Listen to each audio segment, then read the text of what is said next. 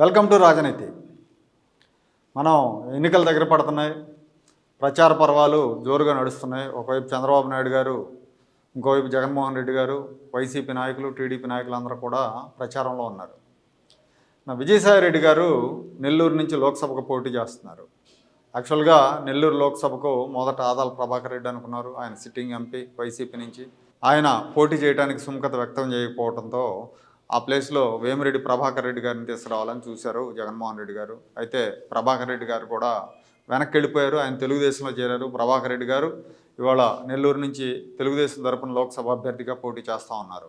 అభ్యర్థులు ఎవరు దొరకని పరిస్థితుల్లో జగన్మోహన్ రెడ్డి గారు విజయసాయి రెడ్డి గారిని రంగంలోకి దింపారు. నెల్లూరు ఎంపీగా ప్రత్యక్ష రాజకీయాల్లోకి వచ్చారు. ఆయన ఇప్పటివరకు ఆయన రాజ్యసభ సభ్యులుగా ఉన్నారు. ఢిల్లీలో చాలా కీలకమైన వ్యవహారాలు చక్కబెట్టడంలో సమర్థుడిగా పేరు తెచ్చుకున్న విజయసాయి రెడ్డి గారు ఇవాళ ప్రజాక్షేత్రంలోకి వచ్చారు. అయితే ఇక్కడ ఒక చిత్రం మీకు చెప్పాలి.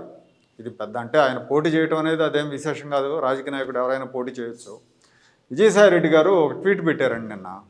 ఆయన ఏం పెట్టారంటే ఒకసారి చూడండి. విజయసాయి రెడ్డి గారు సభల కోసం లక్షల వెదజల్లి జనాన్ని తరలిస్తున్నా గ్రౌండ్ లెవెల్లో కనీసం స్పందన కూడా లేకపోవడంతో చంద్రబాబు గారు చోటా లీడర్లు కొనుగోలు మీద దృష్టి పెట్టారు. గ్రామ, మండల, మున్సిపల్, వార్డు స్థాయిలో గోడ మీద పిల్లులు లాంటి చిన్న చిన్న లీడర్లకు భారీ ఆఫర్లు ఇచ్చి పార్టీలో చేర్చుకుంటున్నారు. వీళ్ళ వెనక జనం లేరని తెలిసినా ప్రచార సభల్లో కాస్త హడావుడి చేస్తే చాలు అనుకుంటున్నారు. ఇంకా నోటిఫికేషన్ రాకముందే కాడి కింద పారేస్తే ఎలాగండి బాబు గారు అని పెట్టారండి. అంటే చంద్రబాబు నాయుడు గారు లక్షల వెదజల్లి జనాన్ని తరలిస్తున్నా కానీ స్పందన లేదు, జనం లేరు అన్నట్టుగా అర్థం వచ్చేట్టుగా ఆయన పెట్టారు.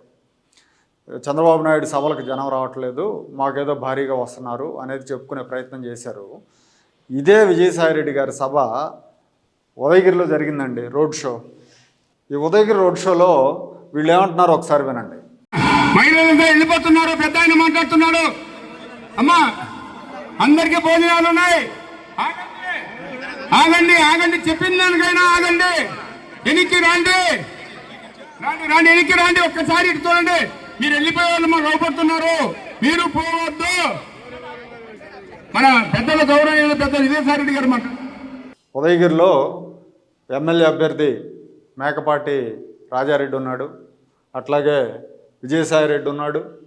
వెనకాల నుంచి ఒక నాయకుడు అరుస్తూ ఉన్నాడు. జనాలు వెళ్ళిపోతున్నారు. తీసుకొచ్చారు, బలవంతంగా తీసుకొచ్చిన వాళ్ళు ఎక్కువసేపు ఉంటారండి. అభిమానంతో వచ్చిన వాళ్ళే సభ అయిపోయేదాకా ఉంటారు. డబ్బులు ఇచ్చి తీసుకొచ్చారని ఇందాక ఆయన ట్వీట్ పెట్టాడు. కానీ ఇక్కడ డబ్బులు తీసుకొని వచ్చిన వాళ్ళు కాబట్టే వాళ్ళు విజయసాయి రెడ్డి మాట్లాడకముందే లేచి వెళ్ళిపోతున్నారు. వెళ్ళిపోతూ ఉంటే వెనకాల నుంచి చెప్తున్నాడు, భోజనాలు ఉన్నాయి, వెళ్ళొద్దమ్మా, ఉండండి, భోంచేసి వెళ్ళండి, ఇంకా పెద్దసారి మాట్లాడలేదు, పెద్దసారి మాట్లాడినాక విని భోంచేసి వెళ్ళండి అని చెప్తున్నారు. ఇంకో ఆవిడేమో మహిళా నాయకురాలు రండి రండి అని చేతులెత్తి పిలుస్తూ ఉంది. వాస్తవంగా గ్రౌండ్లో పరిస్థితి అది. గ్రౌండ్లో పరిస్థితి వైసీపీ సభలకు జనం రావట్లా. దాన్ని కప్పించుకోవడానికి ఈ విజయసాయి రెడ్డి లాంటి వాళ్ళు, సజ్జల రామకృష్ణారెడ్డి లాంటి వాళ్ళు, సజ్జల భార్గవరెడ్డి తన సోషల్ మీడియా ద్వారా దుష్ప్రచారాలు చేస్తూ ఉంటారు. మనం ఎందుకు చంద్రబాబు సభలకు చూస్తుంటే జనం తండోపతండాలుగా వస్తున్నారు.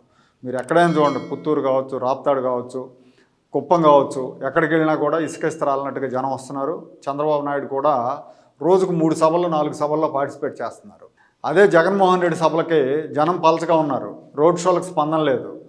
పైగా రోజుకు ఒక సభలోనే పార్టిసిపేట్ చేస్తున్నాడు. ఆయన ఎప్పుడో సాయంత్రం వస్తాడు, 5 గంటలకు వచ్చి 6 గంటలకు లైట్ ఫెయిల్ అయింది, నేను ర్యాంప్ వాక్ కూడా చేయను, నేను వెళ్ళిపోతున్నాను అని చెప్తా ఉన్నాడు. ఈయనేమో చంద్రబాబు నాయుడిని ముసలోడు అంటాడు. ఈయనకి 51 52 ఏళ్ళు ఉన్నాయి, ఆయనకి 72 73 ఉంటాయి. ఆయన ముసలోడు అంట, ఈయన కుర్రోడు అంట. ఈయన ఒంగోని కొబ్బరికాయ కొట్టలేడు, లేదంటే రోజుకు ఒక 2-3 సభల్లో మారథాన్గా పార్టిసిపేట్ చేయలేరు. రోజుకు ఒక సభ పెట్టుకుంటున్నాడు, అది కూడా 6 గంటలకు కంప్లీట్ క్లోజ్ చేస్తున్నాడు. దానికి జనం స్పందన ఉండలేదు. ఇదంతా చూస్తూ ఉంటే వైసీపీకి రేపు ఎన్నికలకు ముందే ఓటమి ఖరారైందని మనం ఖచ్చితంగా భావించవచ్చు.